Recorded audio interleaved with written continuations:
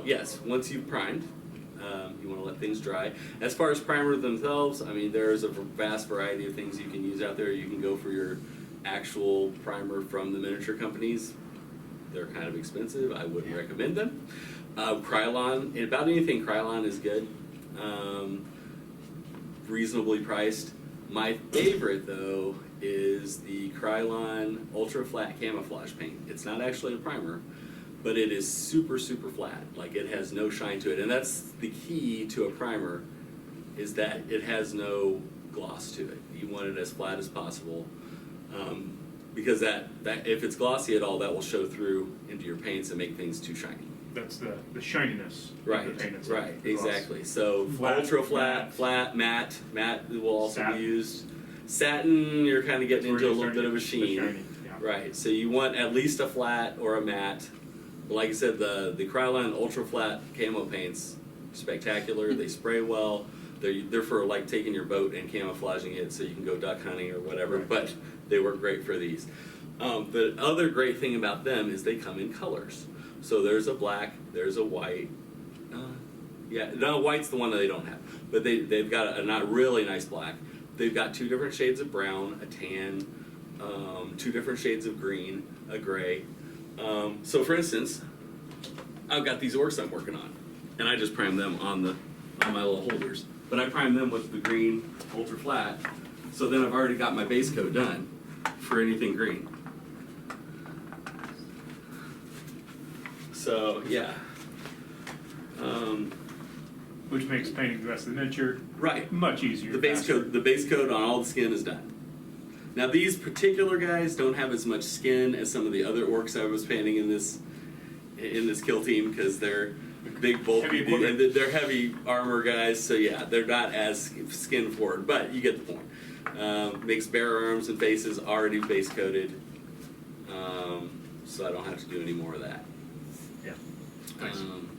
And I've done that a lot with other units. Like if the uniforms are going to be red, there's a nice rust color that works great for an undercoat, things like that, where you just don't have to mess with it.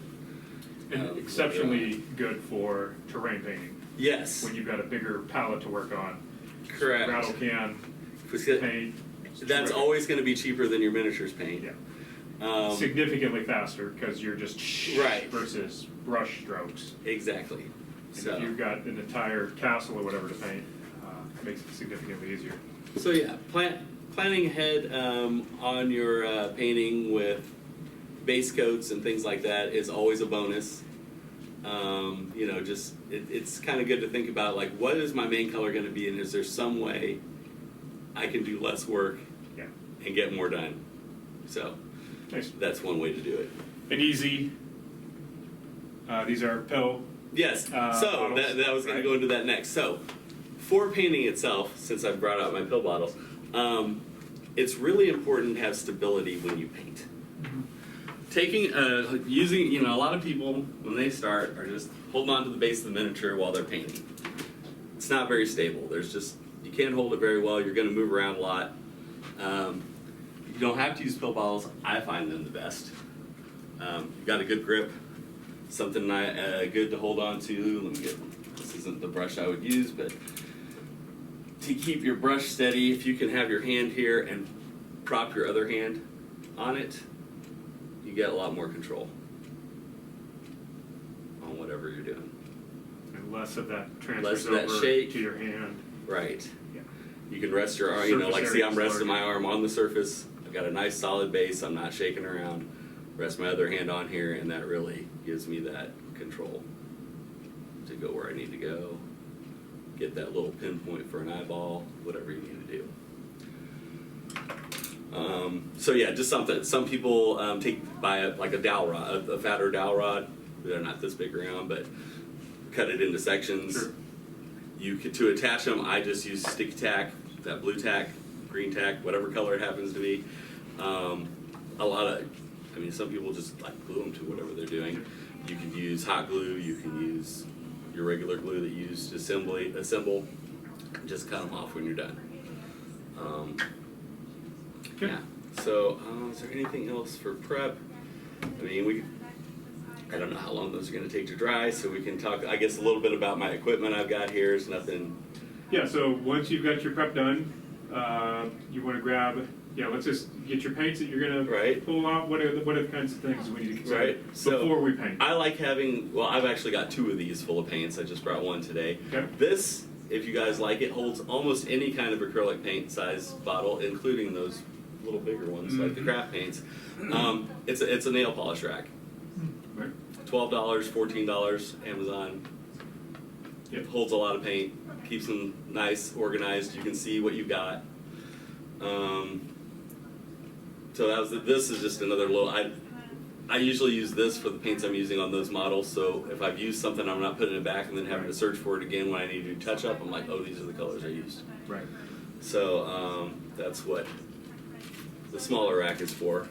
Again, you can get something similar. This was a kind of prototype one that somebody had me test for, just to see how I liked it.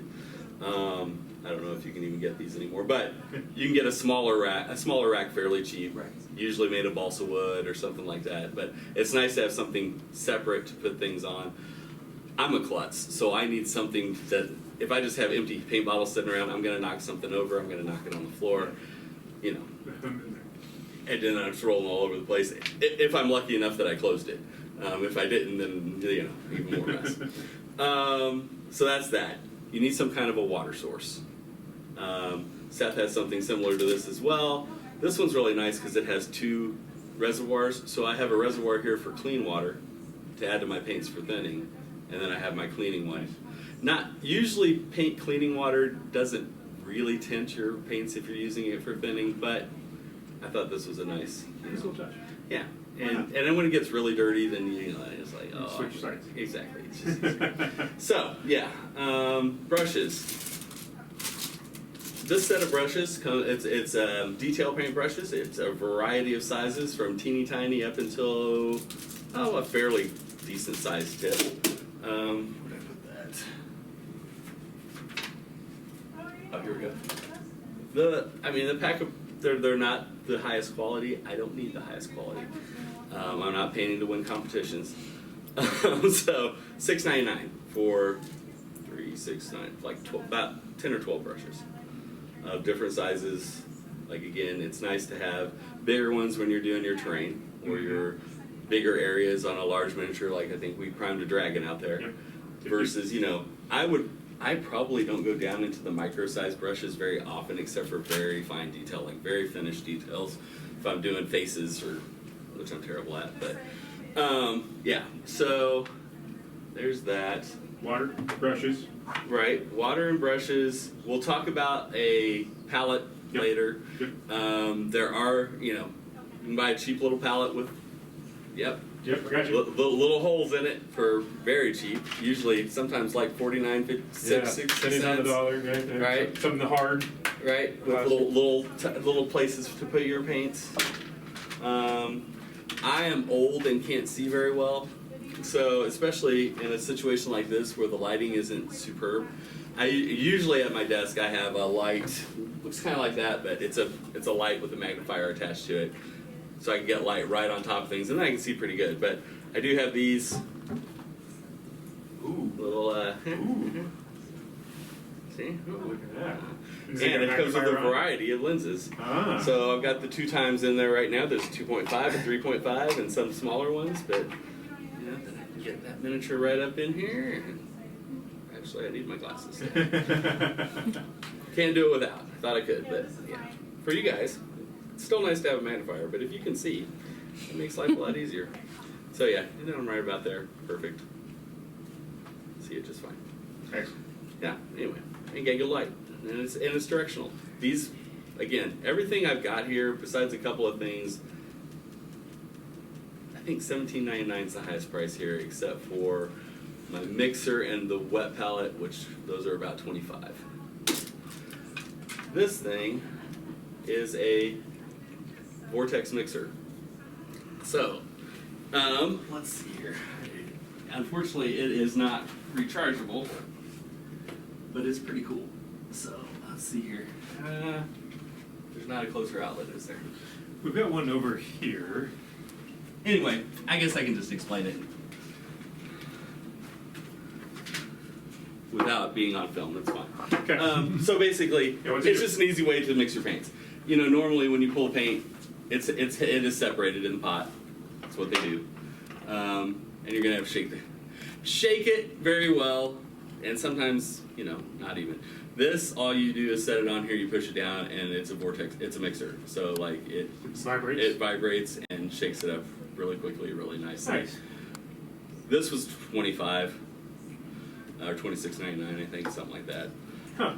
They're not too expensive, but they're really cool. You can play with it. Yeah, it's like the kind of thing my son would like to play with. Yeah. So yeah. So anyway, we'll mess with that later. Cool. But and then any other toys I have up here? I don't think so. Along with the regular brushes, I always have either an old. This is actually a dry brush from Games Workshop, but you wouldn't have to have specifically a dry brushing brush or makeup brush. Those are going to be used for dry brushing. Never use your good brushes for dry brushing. It splits the hairs and you'll never get a fine point again.